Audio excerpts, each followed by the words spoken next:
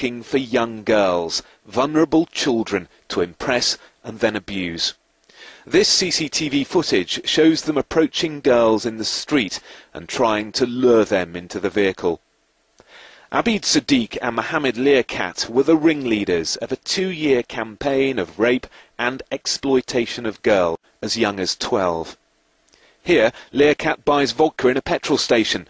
Moments later, he was plying a girl with the drink before holding her down for another man to abuse. Cruising the streets of Derby, the men would groom the girls that they found. They'd offer them a ride in their car and then give them cigarettes, alcohol and even drugs. Sometimes the girls would be brought to properties like this one. They'd be told that there was a party, but once inside they'd be raped. Violent abuse that was often filmed on mobile phone. Karen's daughter Jane was just 11 when she was befriended by an Asian man 10 years her senior. A friendship which began with gifts and rides in flash cars quickly turned into something very different.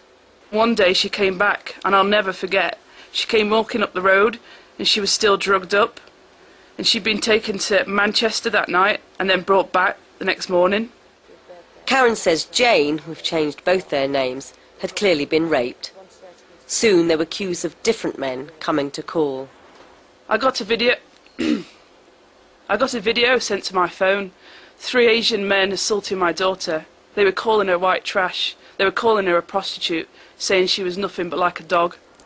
A large number of police were at Nottingham Crown Court today as the men were sentenced. Their horrific crimes have caused much public anger. They're incredibly dangerous men. Not only were they violent, but they used intimidation, violence, they sexually abused and assaulted the girls, and they were a clear threat, as can be seen. The young victims can't be identified, but after the trial, one said, "They first approached me during one afternoon and took me to a park. Even in the beginning I thought they were scary, but I was insecure and lonely. My advice to other girls is don't take anyone at face value."